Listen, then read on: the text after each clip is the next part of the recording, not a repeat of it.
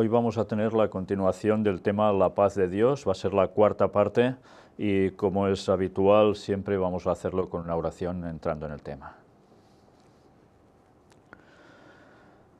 Padre nuestro, te damos gracias, Señor, por la paz que tú nos puedes transmitir, por todos los conceptos que conlleva, por ese conocimiento que nos puedes dar a través de esa palabra y que seguramente nos puede servir para seguir avanzando en los caminos de salvación que tú buscas por nosotros y para nosotros. Por eso te queremos pedir, Señor, que nos ayudes a tener las mentes claras, centrados en lo que tú quieres contarnos, decirnos, y ayúdanos, Señor, a que siempre hagamos las cosas tal como tú quieres. Ayúdanos también a poder llevar esta paz a tantas personas a este mundo que lo necesitan. La verdadera paz, la de encontrarse contigo, y que les sirva para después, en breves años, poder estar contigo en comunión por siempre. Perdona nuestros pecados, bendícenos. En el nombre de Jesús te lo pedimos todo. Amén. Bien, como hemos visto en los anteriores temas de la paz de Dios, hemos hecho un recorrido por varios factores que conllevaba esa palabra en sí. Hoy vamos a ver algo sobre más, diría yo aún, de la equivalencia de Shalom en gematría. Si ya vimos alguna particularidad al respecto, lo que ahora vais a ver es un detalle, que yo diría que es un doble detalle, que la verdad vale la pena tenerlo en cuenta, sobre todo cuando sabemos el significado de los números para Dios. Una vez más hemos de decir para Dios, porque ya sabéis que Satanás también utiliza los números, los plagia, los destina a lo suyo y ya nos la ha liado. Pero nosotros debemos coger los números en el sentido divino, tal cual él muestra en la palabra. Si tenemos la palabra Shalom en hebreo, ya sabéis que va de derecha a izquierda, ya sabéis que cada letra tiene una puntuación en ese idioma. Pues si miramos una por una de ellas, vemos que la primera tiene 300, equivale a 300, la segunda a 30, la tercera a 6 y la cuarta a 40. Ya sabéis, gematría es la forma de contabilizar, sumando, en definitiva, ¿el qué? Pues cada letra que aparece en un lugar. Con lo cual nos está dando también una connotación, un cierto mensaje. Y esto no es un cabalismo satánico, sino que es algo que es evidenciado por la palabra de Dios misma. Mirad si hacemos esa suma de derecha a izquierda, pues tendríamos, bueno, cojámoslo tal como lo leemos nosotros, es igual, 40 más 6 más 30 más 300, sumamos todas esas cuatro cifras, nos da 376 el total. Y si dividimos 376 también en cifras individuales, 3 más 7 más 6 nos da un total de 16, es su suma. ¿Y 16 cómo se descompone? 1 más 6, que es igual a ¿qué? A 7, el número de la perfección divina. Y no solo eso, bastantes más cosas. Pero si después cogemos todas las cifras una por una del primer número, desde el primero hasta el último, si volvemos arriba de todo, ¿qué nos daría? Pues 4 más 0 más 6 más 3 más 0 más 3 más 0 más 0. También equivale a 16. Y que también, si lo dividimos en dos cifras, es 1 más 6, que también vuelve a dar 7. Por tanto, ahora ya empezamos a discernir que la palabra Shalom, paz, verdaderamente va asociada al 7. ¿Y a quién iba asociada la palabra paz? Al Dios de paz. Por tanto, directamente Dios es paz, Dios transmite la auténtica paz, pero asociado al 7, con lo cual, una vez hablamos de asociarlo al 7, ¿a qué lo vamos a asociar directamente? Hay dos cosas que seguro que nos están rondando por la cabeza, ¿verdad, Ángel? El sábado, evidentemente. La verdadera paz de Dios está en el sábado, el día de reposo, el día para encontrar la paz absoluta en Dios, porque es el día que, no teniendo actividad física, podemos centrarnos directamente en estar en contacto con el Señor. Pero también ¿con quién? Con nuestros hermanos en la fe. Para eso existe el sábado, para congregarse a ser posible, claro, si alguien tiene que congregarse, ¿no? Y una vez más, es la paz comunicativa entre todos, que nos une. Ya vimos que es una de las connotaciones de la palabra paz. Pero también nos lleva al costado herido de Cristo, que también tenía esa implicación. Por tanto, la sangre de Cristo que nos sana y que el sábado estaba incrustado allí. Pero además añadamos otra cosa, precisamente nos lleva al 7. ¿A qué 7? Pues en el 7º milenio, ¿qué nos va a suceder? Si en el año 6000 viene Jesús por segunda vez, entramos en esa fase que ya nos lleva ¿a qué? A la paz con Dios. A partir de allí estamos en paz con Dios y entre nosotros de un modo definitivo. Mirad una vez más cómo la palabra en hebreo nos da un conocimiento adicional de factores que no podemos tener en cuenta si solo leemos superficialmente las cosas. Por eso debemos indagar, investigar, escudriñar las Escrituras, nos decía el propio Jesús. ¿Y eso es lo que debemos hacer? Pues bien, viendo todas estas connotaciones que evidentemente no son casualidad, Dios no hace las cosas por casualidades, sino por transmitir conceptos, vamos ya a entrar de lleno en la paz en el Nuevo Testamento. Estuvimos viendo textos en el Evangelio de Mateo, Marcos, etcétera, etcétera, en los 4 evangelios, que nos hablaban sobre la paz. Pero hoy no vamos a tocar ya los 4 evangelios, sino que vamos a adentrarnos en el resto de libros del Nuevo Testamento que aparece la palabra paz. En algunos vamos a ver hasta incluso su contexto, porque lo que vamos a hacer ahora, ya sabiendo lo que significa la palabra paz, que ya lo expusimos, no vamos a decir, mira, quiere decir esto y lo otro, sino que vamos a coger donde está ubicada para extraer lecciones que nos van a servir en el día a día a nosotros, porque ¿de qué nos van a servir muchas teorías, muchos numeritos y muchas cosas bonitas si no sabemos aplicar esto a nuestras vidas? El Evangelio estaría vacío, estaría muerto, y el Evangelio es vida. ¿Qué quiere decir eso? Que hay que vivirlo. Por tanto, vamos a extraer de la palabra paz en esos distintos lugares algo que verdaderamente nos puede dar que pensar y mucho en distintas cuestiones de la vida. Por ejemplo, si vamos al libro de los Hechos de los Apóstoles, en el capítulo 7, versículo 26, nos dice, y al día siguiente se presentó a uno de ellos que reñían y los ponía en paz, diciendo, varones, hermanos sois, ¿por qué os maltratáis el uno al otro? ¿Quién dijo esto? ¿Jesús?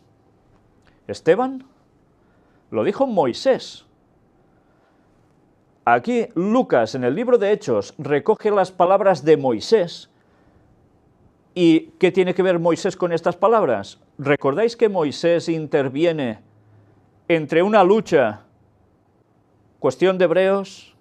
¿Recordáis cuando él está aún en el mando real? Bueno, no llega a ser faraón, pero está en ese estatus. ¿Y qué hace? Comete un asesinato. Sí, para salvaguardar la paz, ¿no? Pero ¿qué hace? Después, hay una situación en la cual ve una riña entre hebreos mismo. ¿Y qué hace? ¿Va y les pega de tortas? No. Va y con muy buenas palabras, para intentar conciliarlos, les dice, varones, hermanos sois, ¿por qué os maltratáis el uno al otro? ¿Tenía razón aquí Moisés en intervenir y decir estas palabras? La tenía absolutamente. Si eran hermanos de hecho, ¿por qué se maltrataban el uno al otro? Yo no sé si vosotros nunca habéis visto alguna escena en alguna iglesia donde se haya llegado a las manos.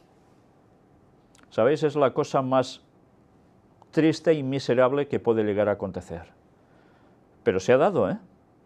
Y son situaciones realmente repugnantes, porque piensa uno, ¿cómo puede ser? Si estamos teóricamente entre hermanos y se están dando de bofetadas. Y a veces no hace falta llegar a las manos. Puede ser agresión verbal, sencillamente eso, pero que a veces duele más incluso que las manos, ¿no?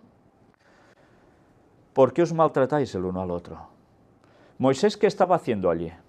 Estaba haciendo algo que Jesús también nos iba a decir, ¿no?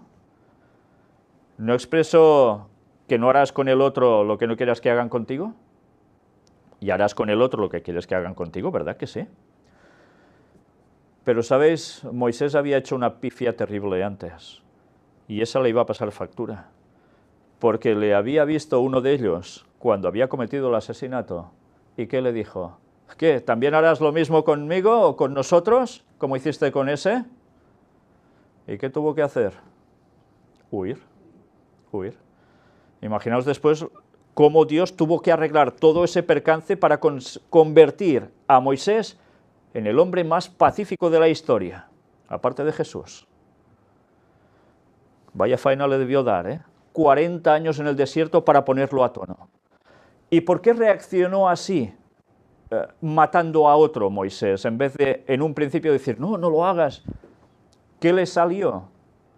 Le salió el Rambo que llevaba dentro, ¿entendéis? La agresividad. ¿Por qué? Porque él, ¿dónde había estado formado? Pues como, ¿qué llevaba él? ¿De qué participaba él en Egipto? Su formación fue militar, para llegar a poder ser faraón incluso. Por tanto, ¿qué le salía innato? Cuando hay un problema, a repartir tortas. Claro, y así se acababan los problemas. Pues imaginaos qué lección podemos extraer de aquí. Si nosotros nos autofomentamos aprendiendo técnicas de taekwondos, karates, kung fus, judos y no sé cuántas cosas más, boxeos, ¿qué nos va a salir innato cuando hay un problema? Primero ir a separar poniendo paz. Algunas veces quizás sí, pero lo más fácil es que como además te digan algo, vayas directamente a por el otro. ¿Os dais cuenta cómo algo no cuadra aquí? Pero bien, ya veis, en ese caso los ponía en paz, ¿qué era? En tranquilidad uno con el otro, que se reconciliaran tranquilos. Bueno, pues ya veis qué cosa se puede extraer de un solo versículo, y podríamos estar hablando sobre esto muchísimo más, ¿verdad? Por tanto, entre hermanos, ¿tiene que haber maltratos? Si no tiene que haberlo con los otros, ¿cómo debe haberlo entre hermanos? Hechos capítulo 9, versículo 31 nos dice: entonces las iglesias tenían paz por toda Judea, Galilea y Samaria, y eran edificadas, andando en el temor del Señor, y se acrecentaban fortalecidas por el Espíritu Santo. Por tanto, ¿qué se puede deducir de las iglesias que no están fortalecidas por el Espíritu Santo? ¿Que no están siendo edificadas? No me refiero a objeto, iglesia, edificio, sino como comunidad, congregación. Pues que normalmente no se andará en el temor del Señor. ¿Sabéis que Elena White dice que hay iglesias que no crecen nunca? ¿Y sabéis por qué? Pues porque no se está haciendo la voluntad de Dios. Se va cada uno a la suya. Hay disensiones. Incluso Ellen White llega a decir que Dios no permite el crecimiento de ciertos lugares, de ciertas congregaciones, porque si fuera alguien nuevo allí y viera el percal que hay montado, se irían y ya no volverían jamás. Y eso es muy triste, porque teóricamente cualquier iglesia que diga que tiene la verdad debe representar la verdad, debe vivirla, no como un teatro. Pero las iglesias ahí tenían paz en todos esos lugares. ¿Por qué? Porque hacían las cosas en el temor del Señor. Y entonces el Espíritu Santo puede actuar. Hechos 10:36. Dios envió mensaje a los hijos de Israel, anunciando el Evangelio de la paz por medio de Jesucristo. Este es Señor de todos. Una vez más nos vamos a dar cuenta, ¿el Evangelio qué es? ¿Cómo se define, traducido la palabra Evangelio en otras dos? Buenas nuevas. Por tanto, ¿quién anunciaba las buenas nuevas? ¿De la paz? ¿De la reconciliación? ¿De la unión? Jesús. Por medio de Jesús, Dios envió mensajes a los hijos de Israel. El mensaje más claro, el de la salvación, que constaba en Jesús. ¿Le hicieron caso la mayor parte de ellos? Fue rechazado por la mayor parte de ellos. Pero aún y así, Jesús sigue siendo, en esos tiempos ya también era, Señor de todos. Tanto de los que creen como de los que lo rechazaron. Es igual. seguía siendo el Señor de todos. Lo que pasa es que ser el Dios de todos no equivale a que todos quieran tener a ese Señor como el suyo. Y se elige tantas veces al otro Señor, que es el que se debería escribir en minúscula, y es el que hace referencia al mismo Satanás. Hechos 15:33. Y pasando algún tiempo allí, fueron despedidos en paz por los hermanos, para volver a aquellos que los habían enviado. ¿Sabéis? Este versículo a veces lo leemos y casi nos quedamos indiferentes, porque, bueno, es una situación cotidiana, ¿no? Van a un lugar, se pasan un tiempo allí, y después regresan a los que les habían enviado. Vale, dices, ¿y qué? Hay un gran detalle, fueron despedidos en paz por los hermanos. ¿Qué quiere decir esto? ¿Que cuando habían estado allí habían generado malestar? ¿Habían generado conflictos? ¿Habían generado cosas malas, en definitiva? ¿O todo lo contrario? Todo lo contrario. En definitiva, cuando los despiden en paz, ¿qué están diciendo? Pues que han estado a gusto con ellos, que han sentido la paz de Dios entre ellos. Y eso es algo que no se puede ir haciendo como ficción, como teatro continuamente, si somos cristianos y vamos por distintos lugares, incluso entre congregaciones, que este sería el caso. Tienen que ver que el cristiano es cristiano siempre, y que transmite esa paz de Dios que el mundo no da, y que tantos otros cristianos que llevan el nombre de cristianos tampoco terminan de transmitir. Por eso deberíamos pensar, si algún día Dios nos llama a ir a otros lugares, ¿les vamos a transmitir esa paz que luego nos van a devolver en la despedida? ¿O estarán deseando que nos larguemos? Cuanto antes mejor. ¿Sabéis? Una vez más he de poner casos de iglesias. ¿Y qué sucede cuando, ya sabéis, en las iglesias adventistas, cada 4 años normalmente se hace un cambio de pastor? Y cuando llega o se va a despedir a un pastor y va a llegar el nuevo, enseguida la gente empieza a hablar, ¿y quién es el que viene? Sí, pues es tal, si alguien lo sabe. ¿Y qué se espera de él? Una serie de factores, dependiendo de las personas y de las congregaciones también. Y algunos, cuando son despedidos, se les ofrece una placa conmemorativa, mira, por tus años de estar en la iglesia y tal, y qué bonito queda, un ramo de flores, unos regalitos, y se van algunos la mar de contentos, muy contentos. Pero, ¿sabéis? Yo he visto cómo a veces se les daba placa a alguno que mucha gente estaban deseando que ya debería estar fuera hacía años, y aún estaba allí, como pastor. Y eso no una vez, muchas veces se repite. Y se le da la placa para quedar bien, pero por detrás, pues a ver si se va ya de una vez. Pues, ¿por qué le das ya la placa? ¿Por qué no dices ya de un principio, mira, no estás obrando bien como Dios quiere, no eres un buen pastor, por tanto, adiós muy buenas, de aquí no puedes estar haciendo de pastor? Pero no, se aguanta, se generan rencillas, se dividen en bandos, unos en favor, otros en contra, y así van las iglesias, que cada vez que suele llegar un pastor, que pocas veces, bueno, esto pasa en todas partes, ¿alguien gusta a todo el mundo? ¿Verdad que no? Por más que quieras esforzarte, no, habrá personas que contigo no comulgarán, o viceversa, ¿no? Claro.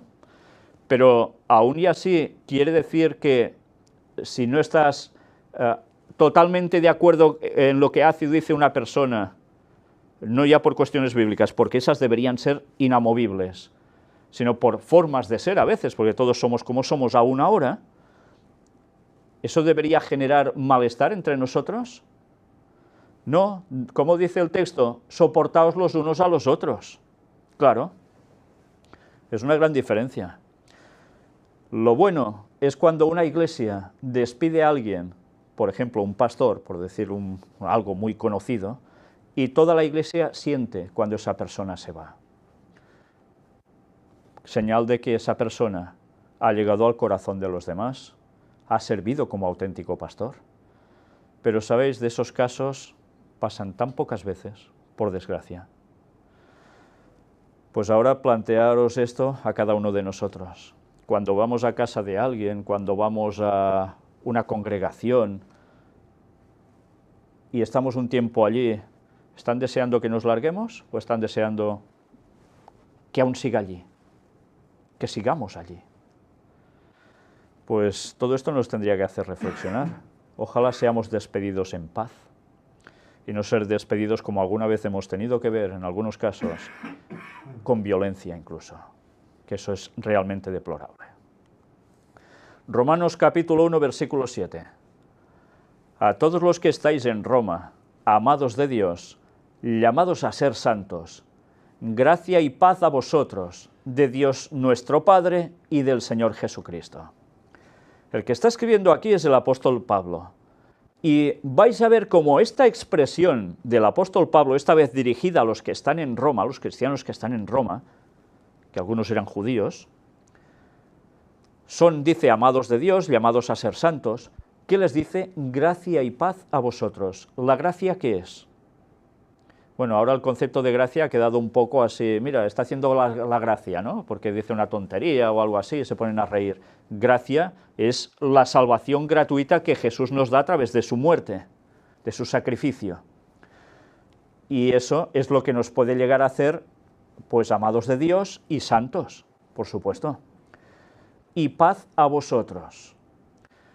Una vez más, aquí se está dirigiendo a alguien en concreto. Es una congregación y quiere que haya esa gracia y esa paz entre ellos, porque ¿quién se la debe dar? Dios nuestro Padre y ¿quién más? El Señor Jesucristo. Vais a ver que Pablo no es el único que escribe así en el Nuevo Testamento. Hay otros discípulos, apóstoles, que hacen lo mismo. Y veréis, y quizás nos deberemos preguntar, ¿y por qué insisten tanto? ¿Es una formalidad a la hora de escribir hacer esto?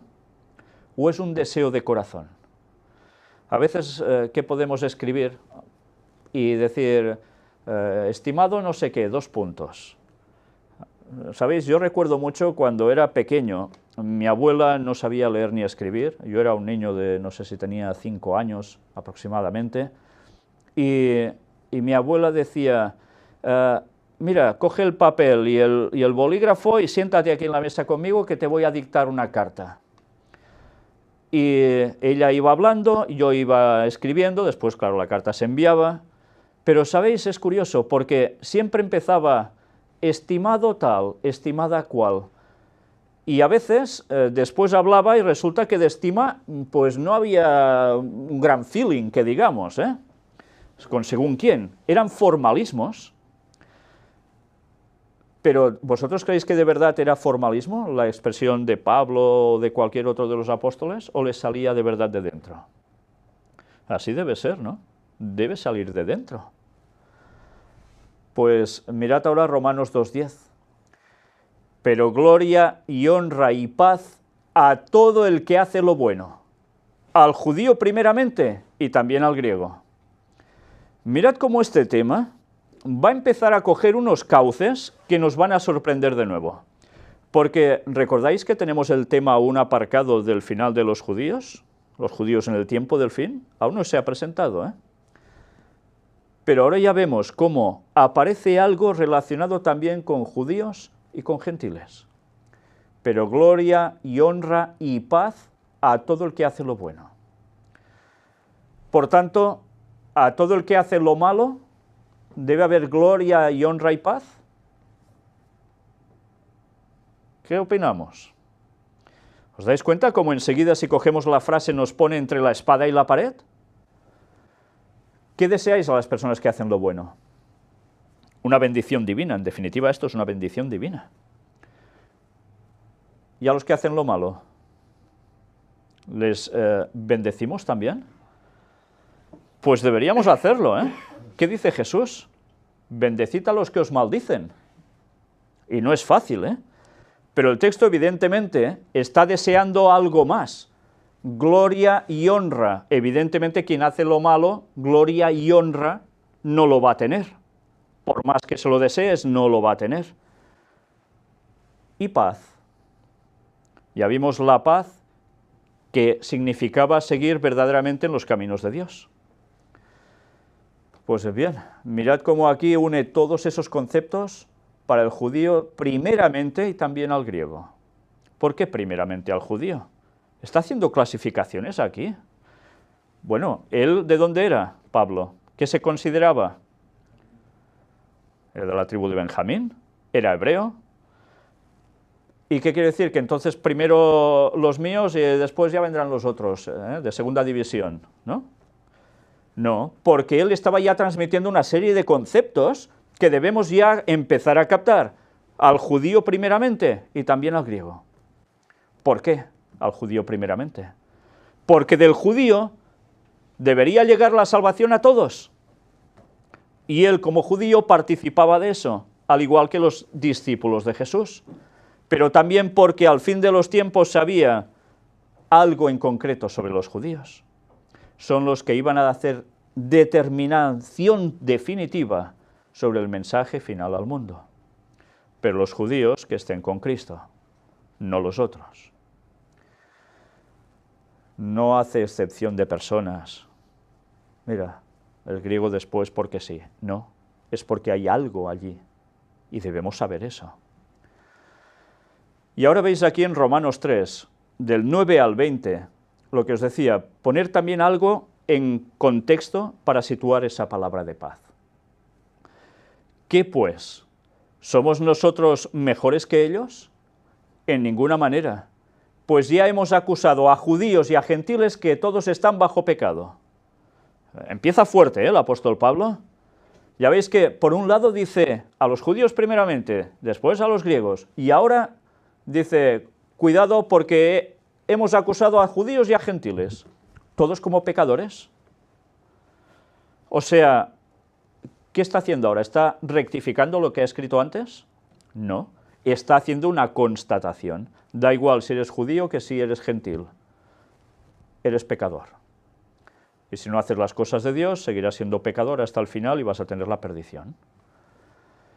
Como está escrito, no hay justo ni aún uno.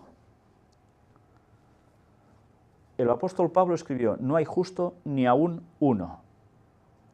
¿Sabéis que este solo texto ya serviría para refutar la creencia de que la Virgen María fue hecha también en concepción inmaculada? ¿Y que no pecó nunca? Esto es lo que dice el catolicismo. Pues están contradiciendo las palabras del mismo apóstol Pablo que dice no hay justo ni aún uno. ¿Quién fue el único justo? Jesús. No hubo otro. Por tanto, mirad si es fácil tirar por tierra toda una falsa doctrina y tan solo con un texto. No hay quien entienda, no hay quien busque a Dios. Todos se desviaron, a una se hicieron inútiles. Son palabras muy fuertes, ¿eh? Decir a alguien, te has hecho un inútil, no está diciendo, mira, es que no hace bien un trabajo. No, se hacen inútiles porque quieren, porque podrían ser totalmente aptos y útiles para el servicio de Dios aceptándolo, y en cambio lo rechazan, sean judíos, sean gentiles. Todos se desviaron, a una se hicieron inútiles. No hay quien haga lo bueno, no hay ni siquiera uno. Nos lo está repitiendo, ¿eh? No hay ni siquiera uno. Sepulcro abierto es su garganta. Con su lengua engañan. Veneno de áspides hay debajo de sus labios, de serpiente. Son palabras tremendas, ¿eh? Porque está hablando de judíos y de gentiles. ¿De cuáles? ¿Los que siguen a Jesús de corazón o los que lo siguieron en ese entonces? No, está hablando de los que los estaban rechazando y de los que seguirían rechazándolo así. Jesús dijo también algo parecido, ¿lo recordáis? Sois sepulcros blanqueados, muy bonitos por fuera, ¿eh? Pero por dentro un pestazo y lleno de huesos que están podridos que es demasiado. Bueno, pues es la comparativa con la persona. Pero cuando nos habla sepulcro abierto es su garganta, ¿qué quiere decir? Con su lengua engañan. ¿Qué hay en la garganta, la lengua, los labios? Nos está hablando de la boca en general. ¿Qué sale de la boca? En este caso, las palabras que matan, el veneno. Claro. Su boca está llena de maldición y de amargura. De maldición. ¿Qué suelen hablar muchas personas sobre otros? Maldiciones, sí. Pero, ¿os dais cuenta que dice y de amargura? Si alguien se siente amargado, ¿por qué es? ¿Tiene paz? No tiene paz. Sus pies se apresuran para derramar sangre. Eso sí, para liar la gorda sí que se apresuran, ¿eh? Quebranto y desventura hay en sus caminos. O sea, nada de bueno. Y no conocieron camino de paz. ¿Cómo van a conocer camino de paz si rechazan a Cristo? Su verdad auténtica. Es imposible tener paz. No hay temor de Dios delante de sus ojos. ¿Qué está pasando en nuestra sociedad actual? Si esto pasaba antes, que todos más o menos creían en alguna divinidad o en muchas, aunque no aceptaran a Cristo, ¿qué está pasando ahora, sobre todo en nuestro mundo occidental, en Europa, básicamente? Tantas personas que les da igual Dios. ¿Qué dices de Dios? Qué tontería, ¿no? No hay temor de Dios delante de sus ojos. Ve y dile esto no debería hacerse así, porque esto delante de Dios no está bien, es pecado.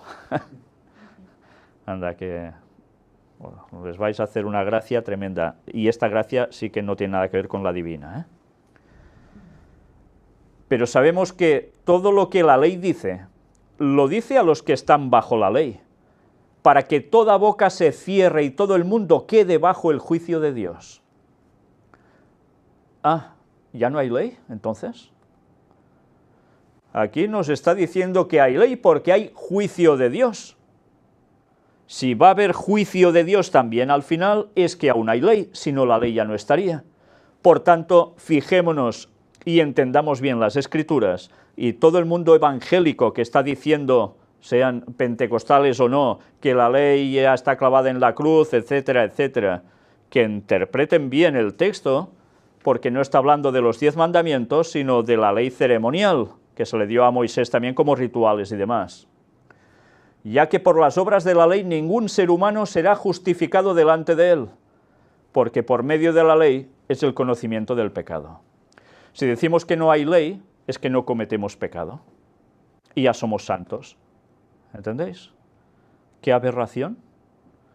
¿Alguien de aquí puede decir que no comete pecado? Como diría Jesús, que tiró la primera piedra, ¿eh?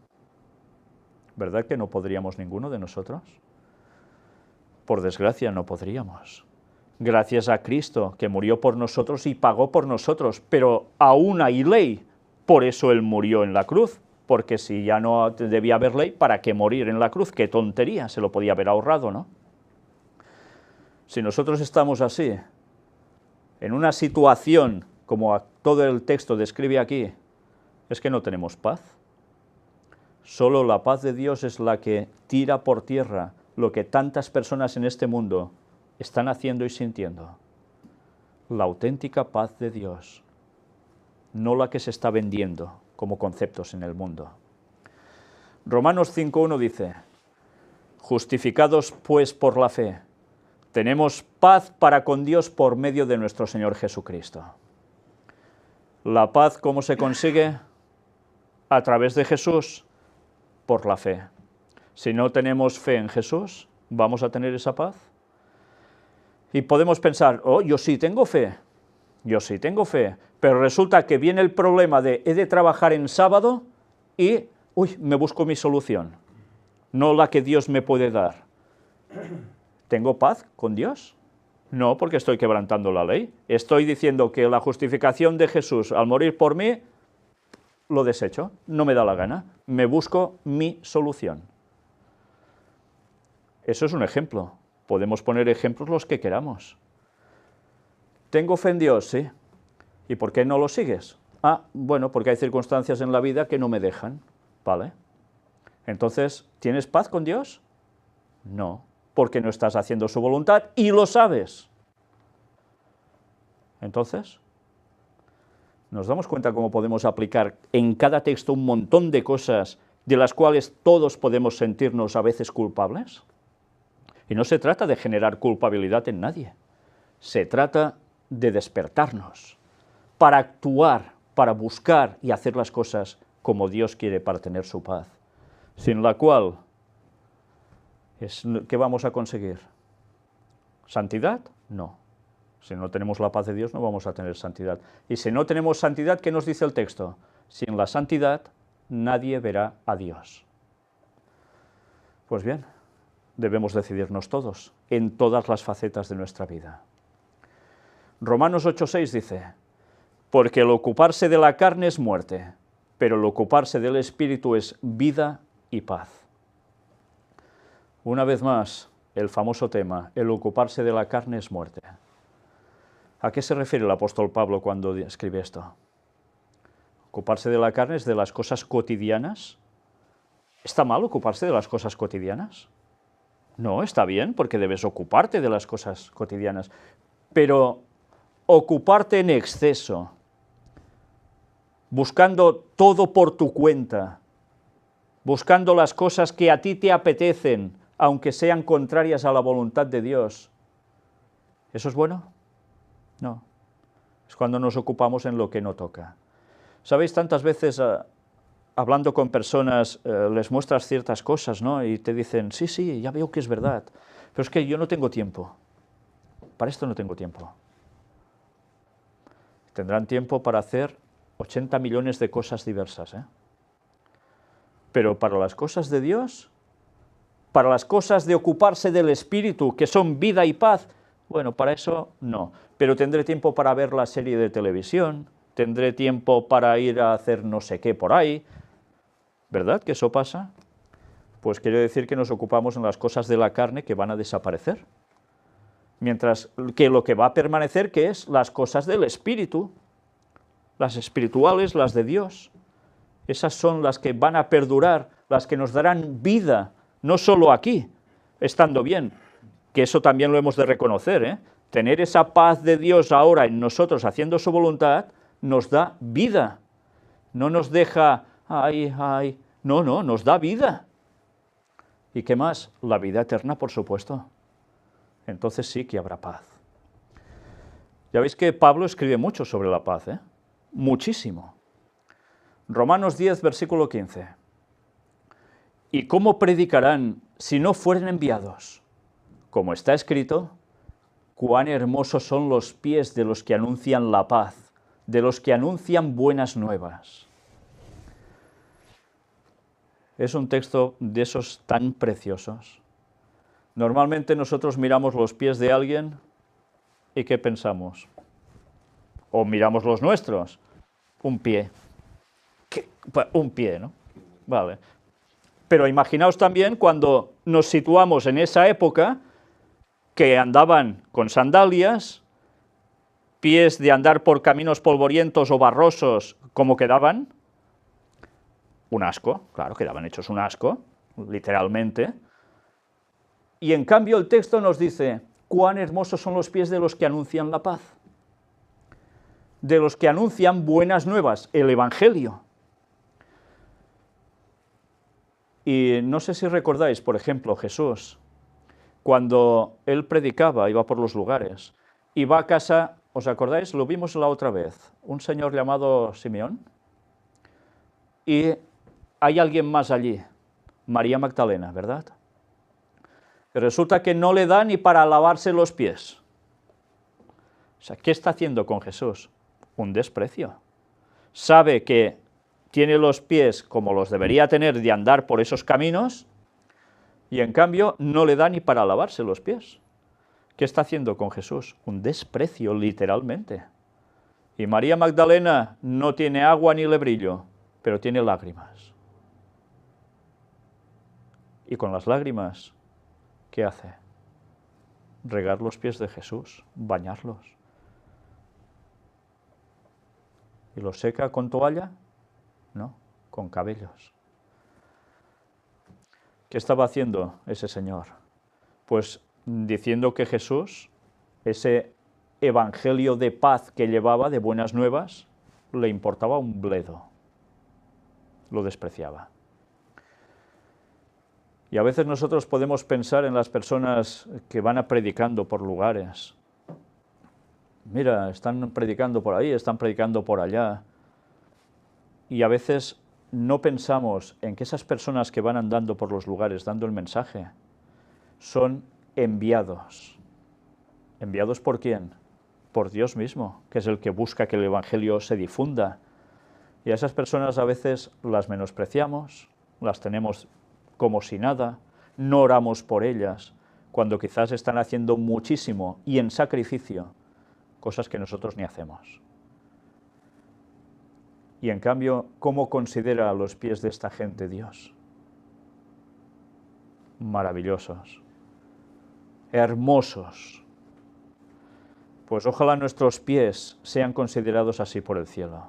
Que en vez de estarnos conformándonos en nuestras casas, tranquilitos, que vaya a predicar otro, que se mueva otro, ya lo hará otro, seamos nosotros los que nos movamos para dar el Evangelio de la paz.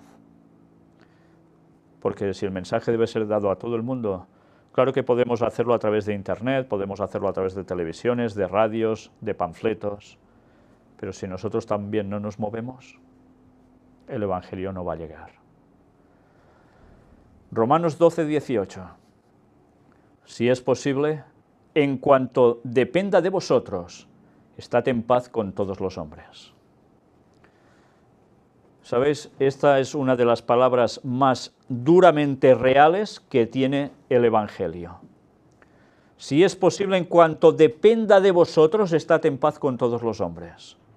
Y a veces, por nuestra forma de ser, nuestro mal carácter, podemos provocar no estar en paz con todos los hombres y culpar a los demás. Es que ese es no sé qué, ese es el otro, siempre culpando a los otros. Y quizás es por culpa nuestra.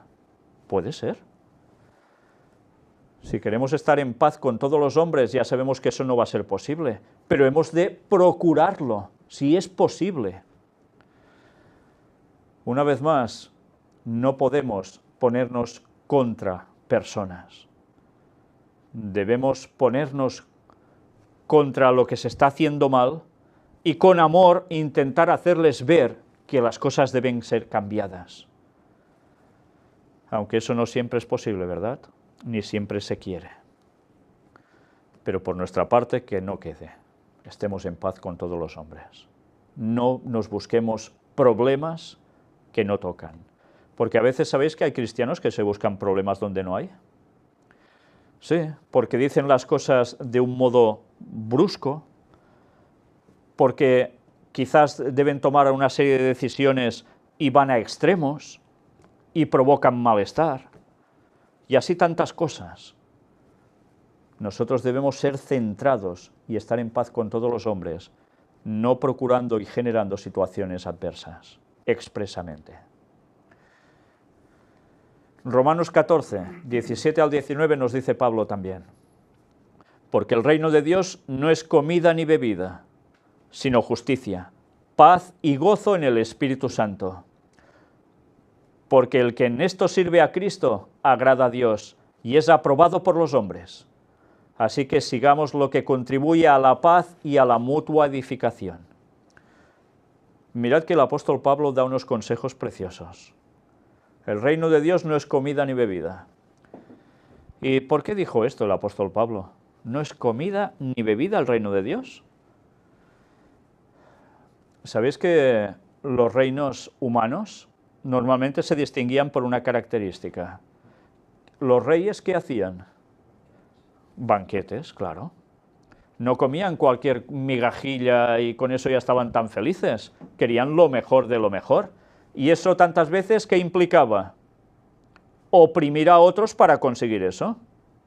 Grandes tributos, conquistas, lo que hiciera falta. El reino de Dios no es buscar tener de todo y centrarnos solo en el estómago. Buscando comida, sí, centrarte en el estómago. ¿Y la bebida? ¿Qué bebida era? Ya os lo podéis imaginar, ¿no? Vinillo, claro. Alcohol. Sino justicia, paz y gozo en el Espíritu Santo. Si nosotros buscamos lo primero, lo segundo no lo vamos a obtener. ¿Os dais cuenta de la importancia de la temperancia? de ser equilibrados también en la nutrición? Nuestra primera mentalidad debe ser buscar la justicia, la paz y el gozo en el Espíritu Santo. Porque el que en esto sirve a Cristo agrada a Dios y es aprobado por los hombres. O sea, si haces esto, Dios está contento contigo, pero además es aprobado por los hombres.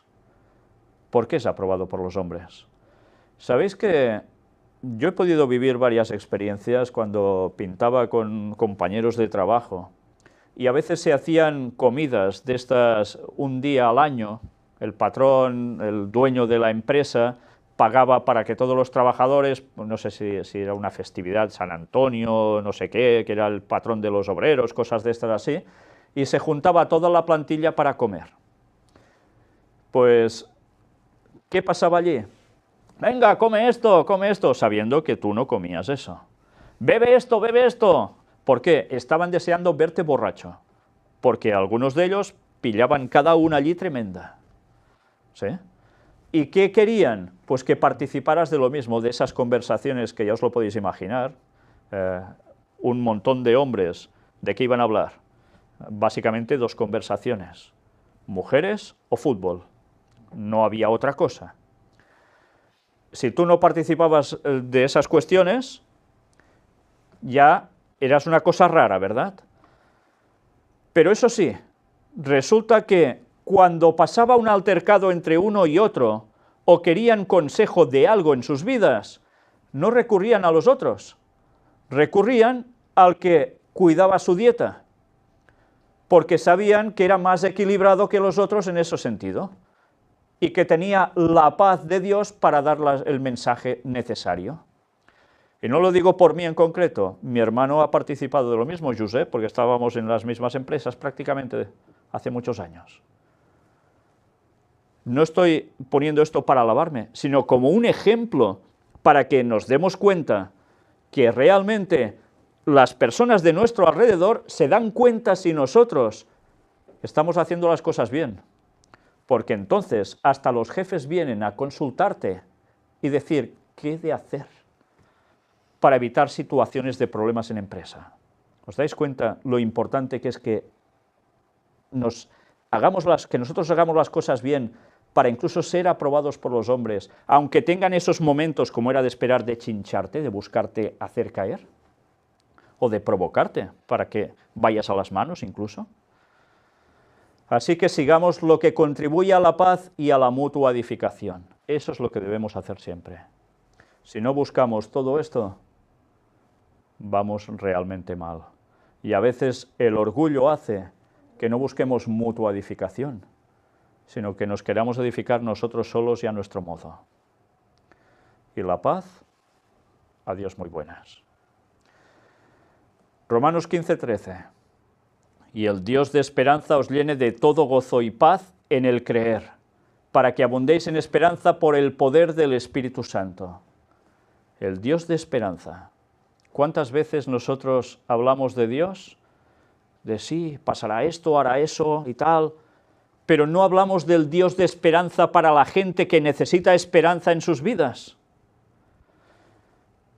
Claro que podemos hablar mucho de profecías, podemos hablar de yo que sé qué cosas, pero ¿les llenamos de esperanza a la gente? A veces la profecía puede ser muy fría, es verdad, puede ser muy fría, pero si no les decimos, por ejemplo, que sin Jesús dentro todo lo que venga no va a servir de nada,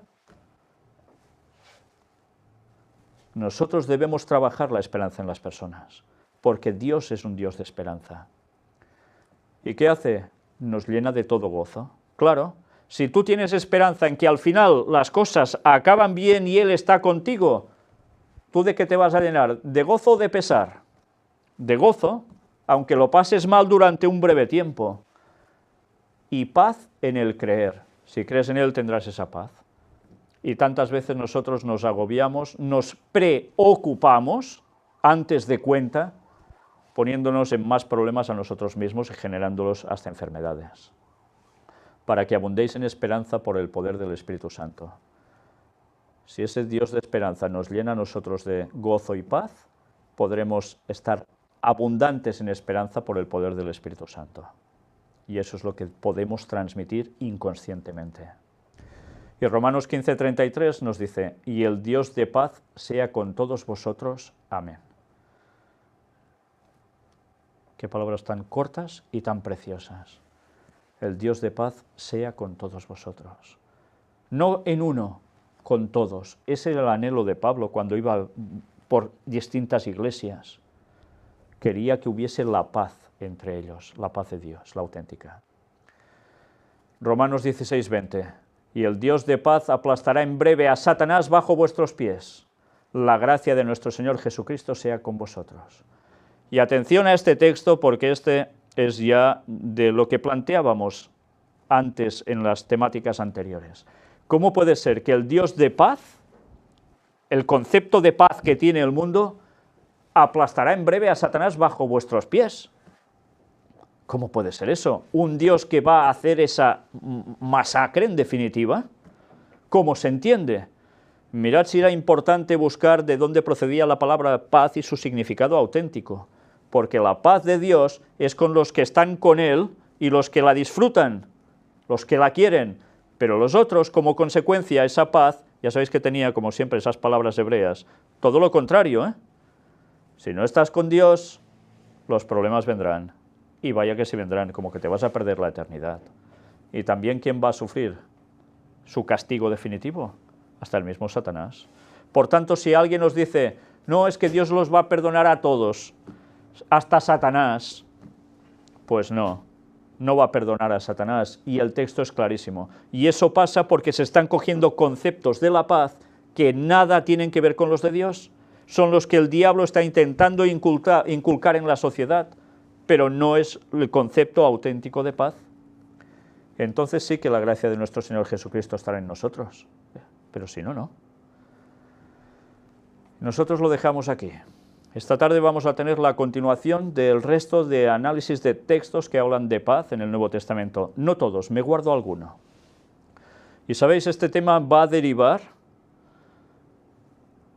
y ya lo estamos viendo, con los judíos en el tiempo del fin, con el tercer Elías y con el retorno de Cristo. Es un tema que a mí mismo me está sorprendiendo, sinceramente, porque yo no había visto esa enorme implicación de la palabra paz. Y si Dios quiere, vamos a compartir esos conceptos, porque realmente no tienen desperdicio, son maravillosos. Y si Dios está mostrando estas cosas, por algo debe ser.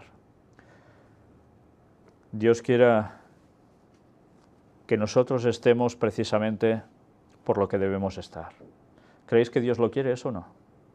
Seguro que sí. ¿Quién lo debe querer más, entonces? Nosotros. De nosotros depende que podamos conseguir esa paz de Dios en nosotros y hacia los demás. Pero una vez más recordad, la paz de Dios que nosotros podamos tener y extraer tantas lecciones no quiere decir que tengamos la paz con el mundo, porque el mundo odia las cosas de Dios, aunque algunos digan que siguen a Dios. Si la verdad se rechaza, es porque en verdad no se quiere la paz de Dios y se busca una propia, poniéndole el título de es la paz de Dios. Y no es así. Pues que el Señor nos guíe para poder tener esa paz, compartirla, pero sobre todo vivirla, porque si no la vivimos jamás la vamos a compartir. Que Dios nos ayude a ello. Vamos a terminar con una oración.